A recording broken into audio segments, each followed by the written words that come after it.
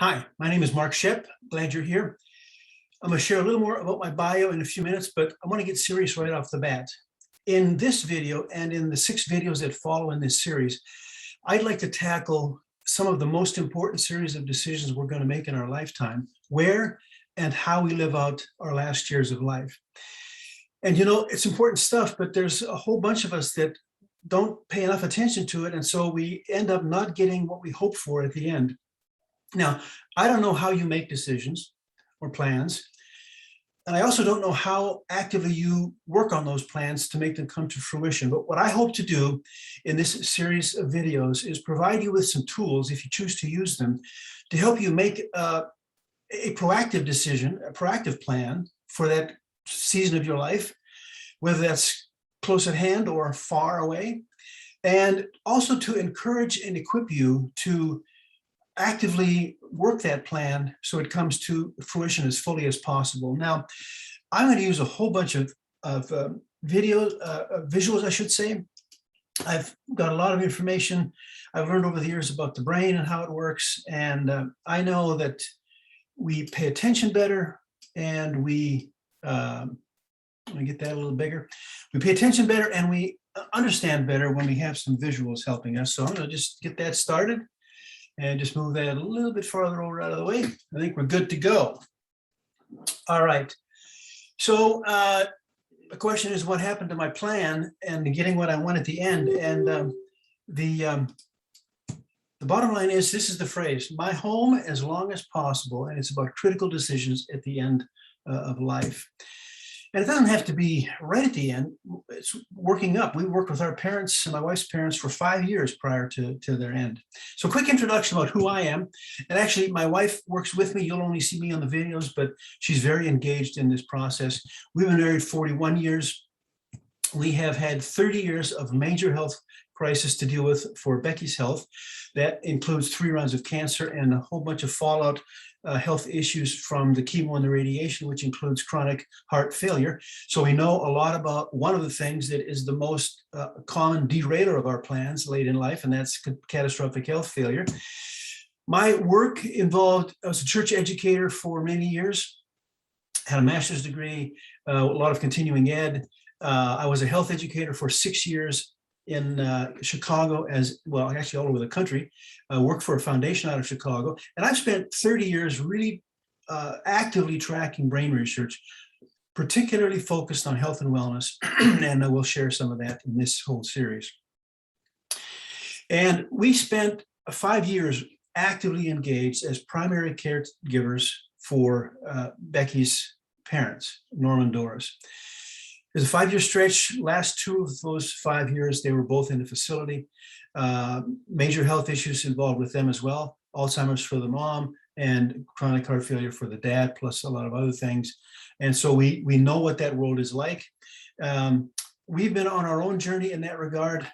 I'm 67, Becky's 62. And so, especially with Becky's health issues, we're actively engaged in making plans and getting ready for that period of our life. We focus particularly, sort of overall, I should say, on family members as caregivers. That's kind of our niche. But particularly these days, we really want to focus in on this whole thing, aging in place. That's what the technical term is. They call it in the professional world, living your life at the end in your home, aging in place. And we focus on aging parents and on adult children. Now, there's a link in the bio. You can look at that for a little more information. Quick housekeeping information. This is a recording, obviously, so stop it when you need to. Go back and watch the sections you want. And by the way, I will have links in the notes. I'll show you how to get to the notes. They can take you to very specific parts of the video, so you don't have to search around and try to remember where it was. Check that out in the notes. I'll show you how to get that below. And feedback and questions. If you have any feedback to give us about this video or any of the videos in our series, we are certainly welcome to hear that. There'll be email on how to get a hold of us in the notes. And here's how to find the notes. Don't get into full picture mode, but as you're looking at the video on YouTube, scroll down past the subscribe button, etc., and you'll see the show more words. If you click on that, it'll expand the whole description, called notes sometimes. A lot of good stuff in there. We'll have all kinds of links. And as I said, there will be the note numbers, the exact spots where you want to go to find a particular piece of information in the video. So check that out. Now, it may seem odd to ask this question, how to watch this video. This is where my brain research experience comes in. A lot more of this will be happening in video 3. We just want to affirm the need to pay attention to our ability to pay attention. You know, especially if you've been sitting for long periods of time. I don't know what you've been doing before you sat down to watch this video, but we really need, our brains need to be actively engaged, and small breaks with movement really help that to happen. So if you've been sitting for a long time, I encourage you to get up and just do a little movement. That helps you stay better focused to this video. So what happened to my plan? Getting what I want at the end. You know, I've talked to a lot of senior facility administrators, and this is a common, very common statement that they make, some variation of this. 75 to 85% of people are coming to them in crisis mode. That means they waited too long to decide, or they had made a decision about what they wanted and they didn't act soon enough to help that to happen, and their options were dramatically reduced. We want to talk about being proactive versus reactive. And there's a whole lot of factors that play into making a good decision at the end. If you wait too long, simply the power is taken out of your hands to really get what you hope for in those critical years. So who's our target? Well, we want to talk about aging adults, sometimes aging parents if there's adult children involved, and we also want to target those adult children. We've lived in both of those worlds. As I say, we'll say more about that later. And sometimes it's grandchildren actually who are engaged in helping the grandparents navigate that important time of life. Healthy communication between those generations is absolutely critical to improve the outcome for everybody. So reactive versus proactive. The question is, how lucky do you feel? You know, a lot of people, I hate to say this, but they're throwing the dice because they thought they put a plan in place and really haven't acted on it, or they really didn't think about it till it was too late at the end. And it's essentially like throwing a dice and hoping you get the best you can. This is really about how our approach to managing our life, okay? Here's the stats. 80% of people in surveys, 80% of people say, look, I want to die in my home. Here's the reality, 60, 20, 20. What does that mean? Well, 60% are dying in acute care in hospitals. That might mean even in the ICU unit. These days are, and I'm going to talk about a lot more in video number 7. It's such a critical time because so many of us are in this boat. We, thought we were going to have better health, and we didn't do the right things along the way. And at the end, we're stuck with a whole lot of hospital care, and that's where we end up dying. Another 20% are dying in nursing homes or some kind of senior care facility, often with health issues as well. That's what's happening for most of us, unfortunately. Video 6 will tackle that in some detail. And then 20% are dying at home. And this is really the reason for this series. We want that number to go up. In fact, I've seen that number as low as 17% are dying at home. And we'd like to help you make that, if that's your wish, 80% saying, I want to die at home, we want to help that make that possible for as long as possible to be in your own home. Luck should not have much to do with it. Well, it has some, and you'll see. So who's in control? Well, of course, there are some things out of our control. Accidents happen, etc. But some things that we've resigned ourselves to are really not necessarily all random chance. Things impact our lives negatively. Some of it we can control, some we can't. We think there's a lot more we can control. We can always improve our chances in our favor. And that's what this video series is all about. We want to have you make an honest assessment. So have you decided yet? Have you made some plans yet? We're going to use a case study. It's Norm and Doris, that's Becky's parents, and their experience and our experience with them to help you think about your own experience and where you're at. I have the word precarious there. That was Norm and Doris's situation. They lived about 10 miles out of a very small town in central Michigan. Central Michigan's got plenty of winter. They had birds that they kept, all kinds of things, geese, etc. And they needed to go out in the winter every day and feed them and water them. And we just thought that was an accident waiting to happen, that one or the other of them was going to slip and fall and it would be major trouble.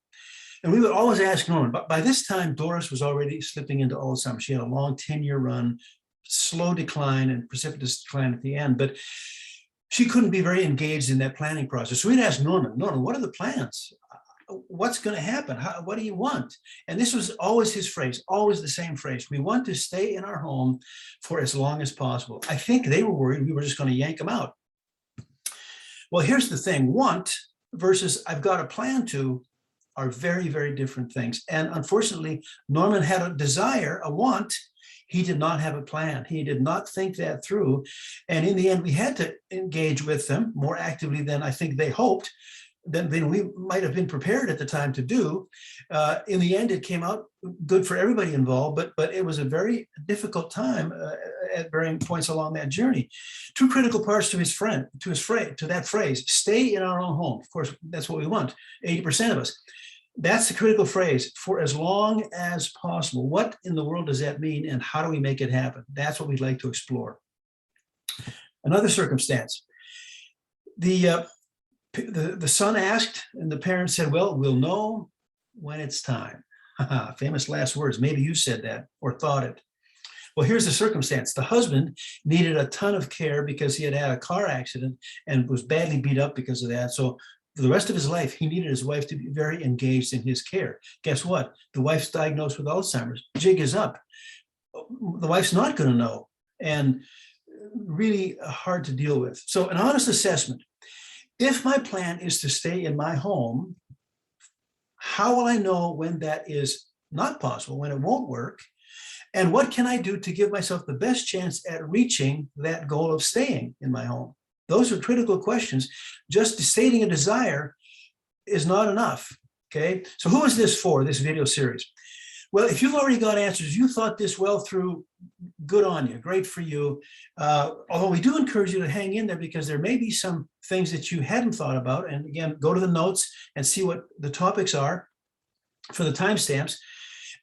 We're really focused on that 75 to 85% of folks who are in reactive mode. They've waited too long or they haven't given it much thought. We want to encourage you to be much more proactive. So have you decided? These are a series of things we hope you can end up with. I have a thoughtful, researched plan that will keep me in my home for as long as I want, no matter what happens with my health, okay? I know what the three main challenges to my plan are. We're going to talk about those in some length. Today, we're going to talk about falls, but there are three main things, and we'll talk about those in a second here. I have daily routines in place specifically aimed at supporting my decisions to stay in my home as long as I can. If you have a plan and you don't have daily routines in place to execute that plan, I'm here to tell you it's not likely to happen. It has to change. It has to translate into what I'm doing on a regular daily basis. And then I know of and can afford the resources available if I need extra help to stay in my own home. Sometimes that is what happens. But if you've researched and are prepared for those options, you can still stay where you want to stay. Or you have a backup plan in place with researched options if that becomes necessary, or it may happen that you change your mind. At some point, you may say, I don't want to stay here anymore. We knew a friend that his wife had MS, and he ended up for years. He worked really hard with weights, like serious weightlifter, because he carried his wife up at night and down in the morning every day until finally they said this isn't working anymore and they had to find another place. So this is part one, current plans. All the way along here, we're hoping that you will work on this to establish and or reaffirm your decisions about living arrangements late in life. Today, in this video, we're also going to explore one of the three main ways our plans get interrupted. That's falls. We'll talk about the other two in a second. And then we're going to encourage you. We do this the whole way along here.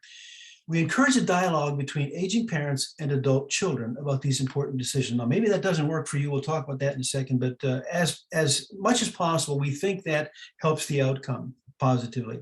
And then we have additional resources. We'll talk about those at the end. So here's some factors to consider.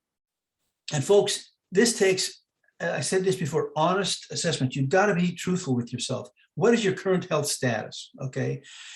Don't fudge on this. You've got to be accurate and you have to be honest. Secondly, honest about which direction you're going. Are you gaining ground or are you losing ground? Folks, I don't think very many people are just staying stable, especially as we get older in years. We're either gaining or we're losing. And we need to be honest about assessing that. Location of family and their interest in engaging with you and you with them. Your current community. By that, I mean your community would be the city that's around you, the town, whatever that might be, the services they have. It might be the local group of friends that you have that can be helpful to you. It might be your church community that might provide some services. We know of some churches that do some great stuff with older adult ministry. That's critical to know about. And then location and cost of potential services you might need. If you live in a metropolitan area that's quite large, you'll have a lot of options. If you live where Norman Doris lived, you'll have very few options. And that was one of the challenges for them. Worse yet, 10 miles out of town. So you got to be honest in your assessment and factor all of that into your plans and considerations. And then the house that you live in, again, the question is flexible enough. I mentioned that guy with his wife with MS.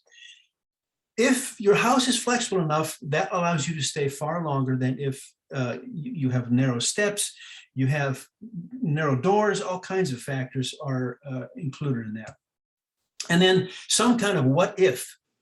Folks, you got to plan for contingency and be ready as much as possible for, well, okay, if this happened, and we'll talk about what happens when you don't have that. And there's maybe other factors you have in your own circumstance, parts of the country you want to live in, etc. All of this varies widely and wildly. For example, finances. Folks, there's people who all they have when they retire is Social Security. That's a rough existence. There's others who have all kinds of resources available to them. Both of those groups, and anywhere along that spectrum, you have to know current costs for the services that you might or do want and need, okay? And then the question is, if both partners are alive, hey, you got to be on the same page. And that doesn't always happen. So that needs to have some talk and a dialogue between partners. And then where do the adult children, I keep raising it, where do the adult children fit into the equation? And we got to kind of think about this. St. Paul Lutheran is a church I worked at for a number of years, Melrose Park, Chicago suburb.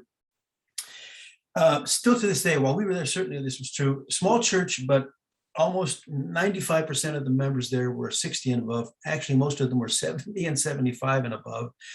I did a weekly exercise group there for a number of months. And I asked one day, I said, what is your number one concern or worry? Just randomly. I'm not going to prime the pump. Just tell me what your concerns are. These two came top of the list right off the bat. Falling, memory issues, dementia, and Alzheimer's. I'm guessing that's true for most of us that would answer that question the older we get.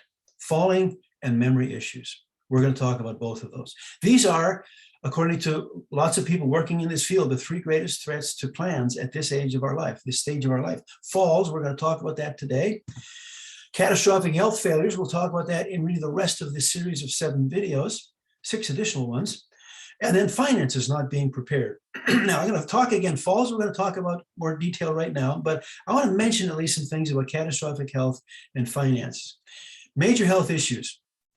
I'm telling you, it's a critical issue. The World Health Organization and CDC are saying today that 3 out of 4 deaths are caused by heart disease, cancer, and diabetes. Folks, all of those 3 are preventable.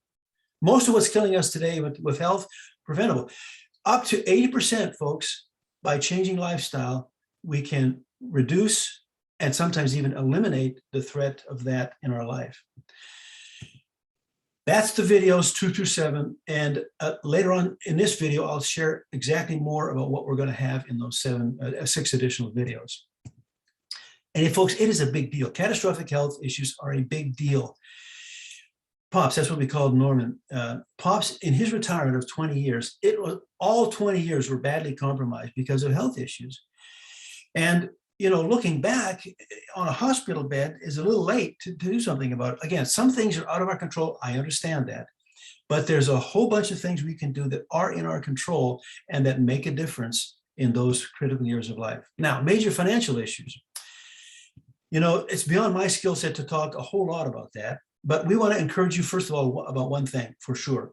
Talk to elder law professionals. You know, we go to specialists in medical care. We do that all the time, and we expect to find the specialists. There's also specialists in law. If you were going into a trial about something critical in your life, you would not go to a constitutional lawyer. you'd go to a trial lawyer. Same thing, elder law. Look for them. Sometimes they might be hard to find, especially in small towns, but it's worth the investment of time to find them. They know things that you will want to know. You do not want surprises, folks. And then there's the need for alternative ongoing sources of income for many, many people. We were in that boat. We still are. And we've experienced that, and we have resources to share about that at the end. All right, problem of falls. Let's spend some time talking about falling.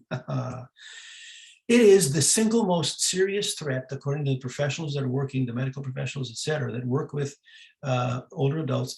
70% of senior deaths are due to fall-related injuries. 70. 30% of falls are undetected for long periods of time. You know, as I grew up, there was a commercial that had this phrase, help, I've fallen and I can't get up. And we kind of joked about that. Folks, it is not a joke if it happens to you. Every year, 350,000 Americans fall and break a hip, and here's the result of that.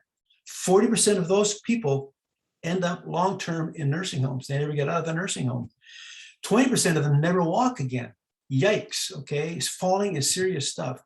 There's a ton of categories, 14 different categories that medical professionals use for falling because it happens in such a variety of instances. I mentioned Melrose Park Lutheran Church. There was a woman there, a small, frail woman that fell and broke a limb. I forget what she broke. It didn't matter what she broke. She never went back to her house. From the day she broke her, we'll say it's her hip, the jig was up for her, and she didn't even get a chance to go where she wanted to in terms of senior housing, because who was making the decision? Her daughter made the decision because the older adult had not thought through options. It was not her first choice in the end. So here's the categories, a bunch of them, 14 as I say. I'm going to talk about 4 of them. Falling due to ice and snow, that was our concern from Norm and Doris. They had to go out every day in the wintertime, and we were just petrified that they were going to fall and nobody was going to find them.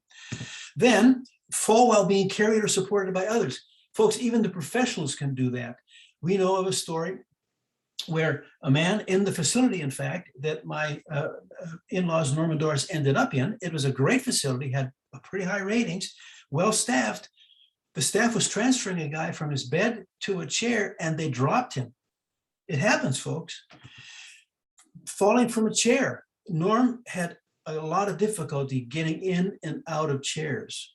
And then Doris was healthy enough, except for the Alzheimer's, pretty active and engaged, would go outside a lot, but the Alzheimer's affected, in her case, the balance. And we were worried about her falling outside or wandering and not knowing where she was and falling, worse yet. So lots of ways to fall. Now, here's a good dose of reality, folks. Every 20 minutes, an older adult dies from a fall in the US. Many more are injured. Now, this is off the CDC page for STEADI, STEADI, Stopping Elderly Accidents, Death, and Injuries. Great resource for the CDC. Here's another page from that website, screening, reviewing, and recommending. And then down at the bottom, you can see that's the webpage. Strongly encourage you to go there. Good resources. I'll also have that link in the end notes. So check it out. A lot of good things there. Lift assist. If you've fallen, and the joke is, I help, I've fallen, I can't get up. If you can't get up and there's nobody in the house or that you can, friends, whatever, to get you up, you got to get up. There's many places that people are calling EMS. They call 911. And in some places, they encourage that, in fact. And what do? It's a free service. Well, how do you know if it's free or costs for you? There's a place to go. Well, they have it down at the bottom there. There's a link. But EMS, they even have difficulty themselves with injury lifting when they come to help because of the obesity crisis. It is a difficult thing to do, and you need to know how to do it. And in Norman Doris's case, you know what? It didn't matter which one of them fell. The other was not going to get them up. So it's critical. And check out the link in the notes. Now, costs. What is it? What do falls cost us in dollars amount first? Estimated at $50 billion annually for medical costs related to non-fatal fall injuries. How does that divide up? $29 billion Medicare. Guess what? $12 billion is being paid out by private or out of pocket, folks. Out of pocket, that's you and me. And then $9 billion paid by Medicaid. Huge costs. maybe more important are costs to you, and here's a list of them. What could a fall cost you? Think about the independence that you lose. Think about the dramatic change in plans that if you haven't prepared for, like that woman from Melrose Park, total messed up her plans. Your pain-free life is gone. Pain is a critical thing to manage, and falls can often result in ongoing chronic pain. Financial stability, we know from experience, not from falls, but from chronic health issues, catastrophic health issues like cancer and heart failure. Even with insurance, folks, it's an expensive operation. Potential earlier death, it happens for a lot of people. And then lots of social isolation. And people who are what they call long liars, more than an hour, 80% of those people spending more than an hour on the ground have died within 18 months, and half of them have died within 6 months. Folks, falling is an issue. Psychological toll, fear of falling ends up, we stop activities and we fall more. And that sounds counterintuitive. If I'm not active, why would I fall more? We'll talk about why that happens, and it's a critical thing to understand in terms of things we can do to help prevent falls. Then you have more fear, negative thinking, and you have this ongoing psychological downward spiral that we have to get a handle on. Two different kind of factors that cause falls, individual and environmental. Individual factors first, there's a long list, I'm just going to rattle them off. Age, previous falls, muscle weakness, gait and balance problems, poor vision, fear of falling, vitamin D deficiency. Here's what's interesting. In almost everybody I look at who's an expert in this field of older adults talk about the need for supplementation. And almost always, vitamin D comes up in that regard. Critical. Foot pain, poor footwear, medications, chronic conditions, and note, all of those, except age, we're just going to get older, but all of those can be influenced by our patterns of life, okay? And here are the chronic conditions, some of them at least: diabetes, rampant, arthritis, stroke, MS and Parkinson's, chronic pain, depression, sleep disorders, cognitive impairments, blood pressure, and vision problems. And again, health issues, we know this from experience, folks, 30 years with my wife. You can make things better. It's never too late to address chronic conditions with lifestyle changes to improve your situation. So where in homes do we fall? 6 areas. I want you to think about this. You think where of these 6, which 2 are going to be the top percentage in terms of where people fall? Okay, you got yours, I have mine. I was wrong. 30%, 25, 20, 10, 9, and 6. I thought stairs and steps was going to be top of the list. It's not, it's the bottom of the list. Fascinating. Folks, we fall where we spend most of our time: living areas, outdoors, bedrooms, okay? Some environmental factors. Again, all of these easily fixed. Improper use of assisted devices, canes, walkers, that kind of thing. Bathroom grab bars, not there. Dim lighting or glare. Obstacles that cause a trip, slippery, uneven surfaces, lack of stair handrails, poor stair design, clutter. You know, all of these, folks, all of these are fixable. And I'll tell you, looking back at a broken leg or hip is depressing, instead of looking forward and saying, I can do things to help prevent a fall. Technology assist. These days, we've got to talk about this. Lots of technology. Context-aware systems. Sensors are deployed in the environment to detect falls, and then sensor-based that you wear. And these days, this is what they first started with: the help I've fallen and I can't get up. That whole commercial was a sensor-based thing. And the trends are your smartphone. If you have the smartphone on your person and you fall, it'll detect a hard fall, okay? Remember that phrase: help I've fallen and I can't get up. Anything that I can do. Now this, folks, this is the whole reason for this whole series. This video starts us out. We have 6 more in the series. There are lots of things that you can do to make your plans come to fruition and to avoid unpleasant things at the end. Unpleasant is a mild word for some of the things that happen to us, folks. There's a whole lot that's in our hands at any point along the journey. My wife signs her email this way: it's never too late to improve your health, to affect positive results. I'll tell you more about the full series a little bit later, but this right now is still about falls. Seniors, folks, seniors do not fall more often. Well, why are they in trouble? They don't react as quickly. And we think, well, that's just natural. They're just older. That's not the reason.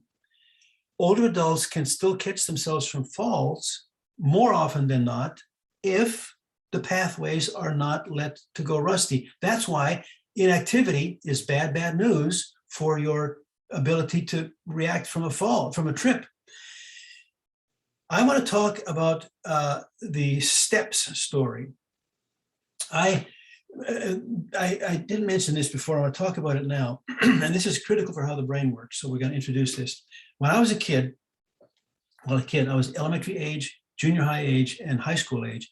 I was determined, I don't know why, I was determined to take every set of steps, the stairways I came across, 2 steps or 3 steps at a time, always, didn't matter. Rarely ever did I go up steps 1 at a time or down them. Not sure, but I got wired, folks, for 2 and 3 steps at a time. Happened in my high school. Our high school was on the top of a big bluff, looking down on a river bottom, way down below.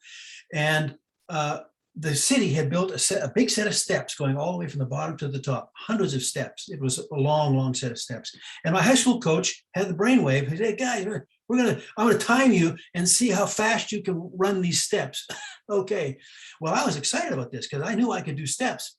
I waited till I was the second from the last to start, and I almost came in first at the top, coming all the way down to the bottom and back up again, because I blitzed those things 2 or 3 steps at a time, and everybody else they couldn't see past 1 step at a time because they weren't wired for it. Okay, that's what's happening with our brains if we're inactive. Our brains' pathways for recovery get grown over, they get rusty, they get weeded, whatever image you want to use.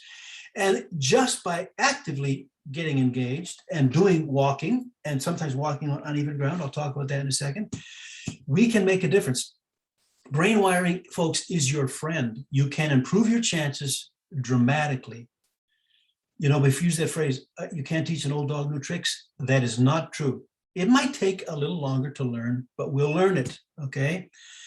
And my STEPS championship, I mentioned that. Here's another story connected to brain wiring and not being wired for something. My family, a year ago, in fact, we were playing at Christmas time. It was Boxing Day, I'm Canadian.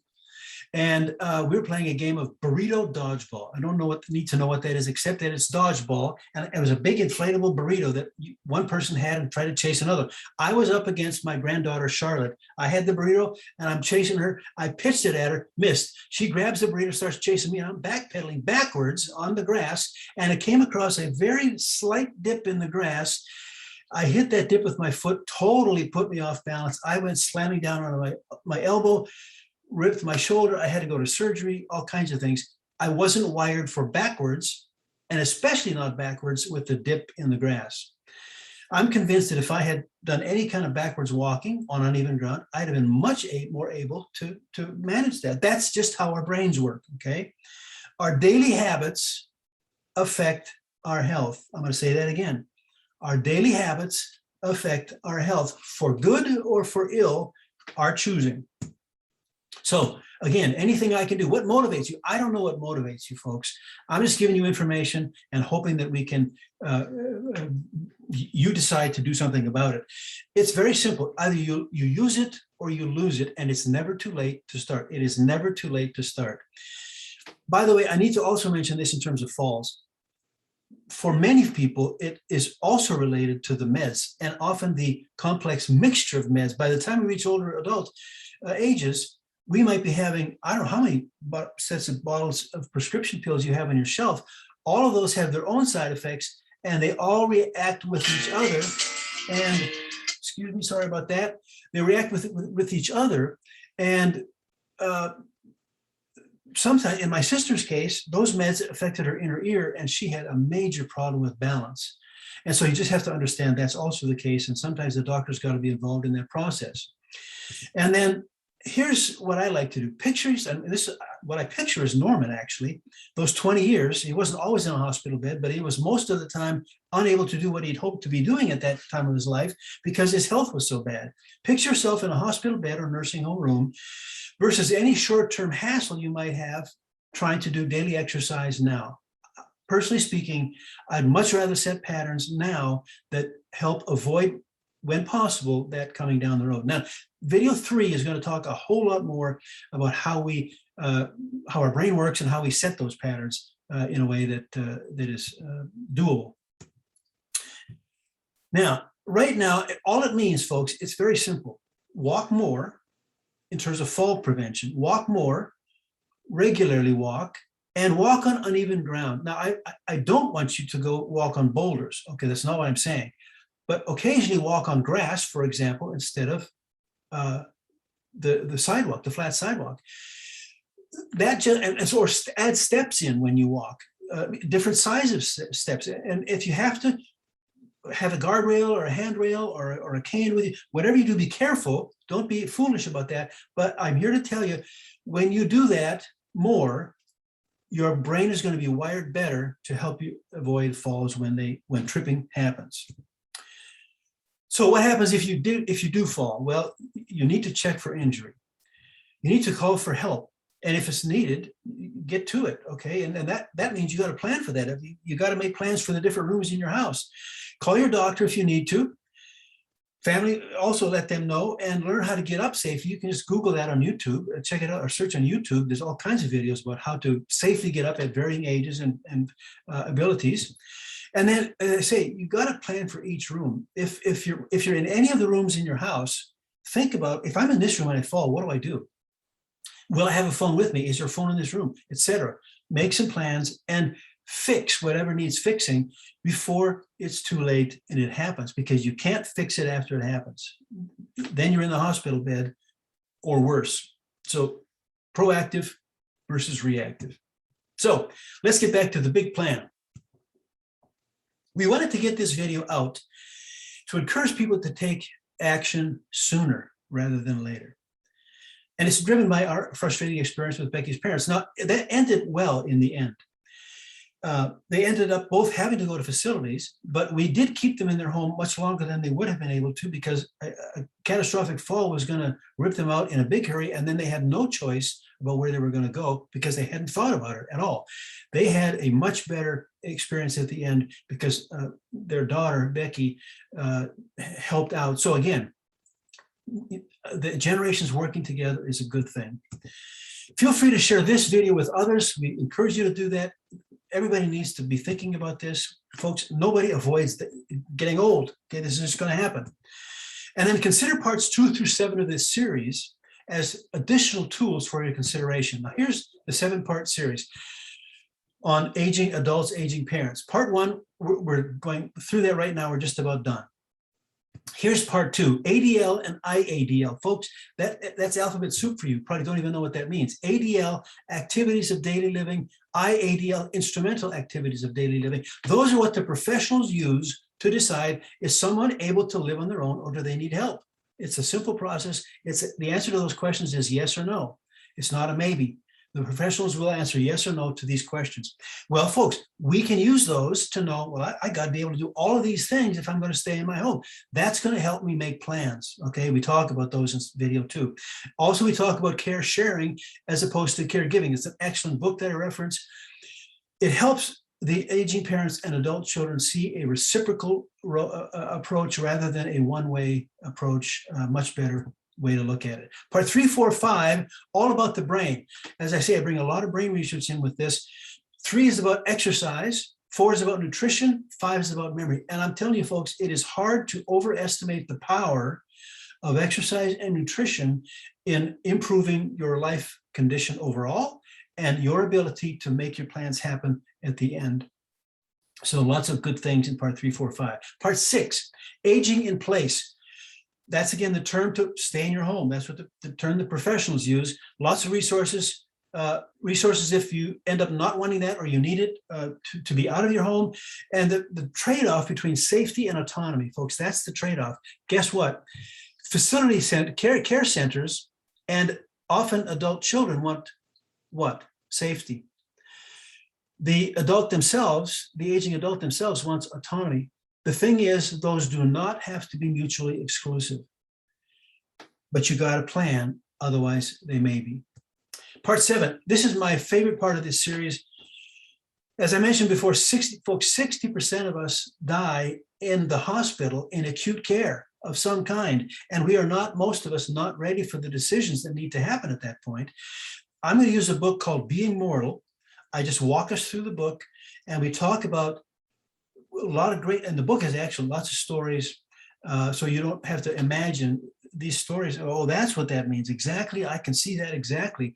I want that or I don't want that in my own life. And then we also talk about critical paperwork at the end. 5 wishes is the format for that, but we talk about power of attorney, wills, etc. And your plans. You can Google search as well. Another good resource is just seeing what Google has for your particular geographic area. Look up a lot of different things, and many of them start with senior. And guess what? Let Google's suggestions help you. This is what Google does. Maybe you don't pay attention to this. If I type in the word senior, lots of other folks in your area are searching that same thing with fill in the blank. And Google remembers all of those and says, maybe you're thinking about senior facilities, senior centers, whatever. Let Google help you with things you may not have even thought of on your own. Folks, put your plan in writing. It's not a plan if you can't write it down. Short and sweet is just fine. It doesn't have to be long and complicated, but you've got to think about a wide variety of things.